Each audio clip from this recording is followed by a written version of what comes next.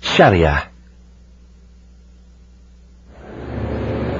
Every Muslim is under an obligation to fashion his entire life in accordance with the dictates of the Holy Quran and Sunnah, and is to observe at every step the distinction between what is right, halal, and what is wrong, haram.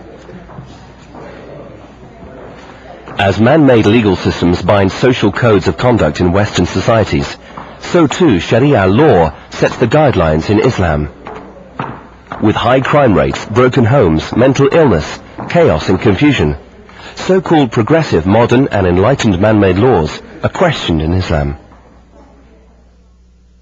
The first primary source of Sharia is the Quran, the Muslim holy book, which was revealed to the Prophet Muhammad by God in the year 622 AD. Muslims believe the Quran is the source of divine laws that govern their everyday lives. The Sunnah is the second primary source of Sharia. Sunnah is the teachings of the Prophet Muhammad and everything he did and said during his lifetime.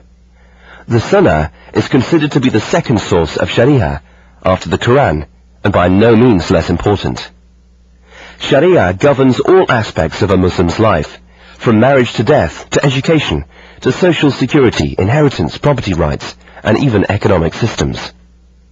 إنما يطبق الحد إذا كان هناك خلافة إسلامية دولة إسلامية وهناك. For had or punishment to be practiced, there must first be an Islamic nation, an emir responsible for this nation, and a committee of Islamic scholars and judges specialized in these matters.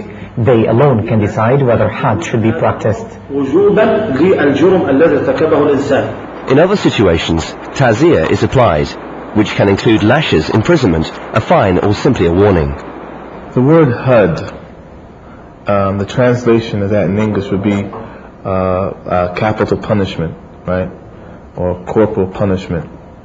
Now, what's interesting, we understand in the Bible, because we refer everything back to the Ten Commandments. The Ten Commandments is the foundation of the monotheistic faith of Judaism, Christianity, and Islam, the final chapter, right?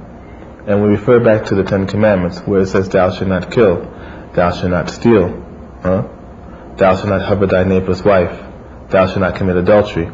These are all laws that are set down by God on us, right? And if people break these laws, then there's a punishment for it. It is believed that if you are punished for a crime in this life, you will be absolved in the afterlife. According to Quranic guidance, drinking liquor does more harm than benefit to an individual and society as a whole. Many cases of horrible crimes, accidents, and domestic violence occur under the influence of alcohol and other intoxicating substances. Human life is sacred in Islam. In the case of intentional murder, the accused is executed. If, however, the murder was accidental, diya or blood money is paid to the family of the deceased. As Islam focuses on the well-being of the family and extended family, inheritance laws are based upon the premise that men are the main providers for a family, and would therefore receive the greater part of the inheritance. The right to own property was given to both men and women 1400 years ago. At the same time, women gained the right to vote and participate in political life.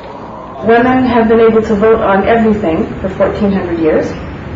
And only just in the beginning of the 20th century did women be able to vote in Western countries. Women had the right to run businesses and own property and inherit, whereas women did not until the 20th century. In Switzerland, it was just not too long ago, I'm talking about within about 50 years ago, that women were just allowed to vote. Well, over 1400 years ago, women were allowed to vote in Islam, right? Women were allowed to hold positions of authority, right? They were allowed to study. They were allowed to work. And you heard that saying, what's mine is yours and what's yours is mine? Islamically, that's correct for the Muslim woman, because what she earns is hers.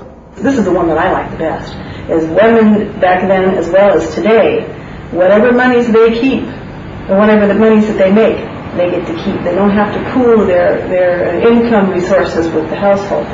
The Islamic economic system is different from conventional commercial transactions. The first thing is Today there are many investment opportunities in compliance with Islamic Sharia, introducing the investor to socially responsible funds listed on the Dow Jones Islamic Market Index, among other indices.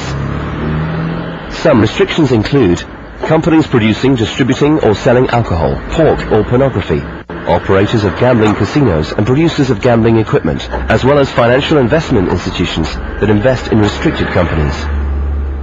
The principles of Islamic banking are grounded in Sharia law, whereby banks enter into a partnership arrangement with the investor, sharing both profits and losses. Muslims are discouraged from living on credit. Sharia encourages cash transactions in order to limit debt and allow us to live free from financial worry and anxiety. If crimes are allowed to go unchecked, it will most certainly disrupt the social fabric of the whole ummah or state. Sharia law merely provides the guidelines to protect Islamic societies.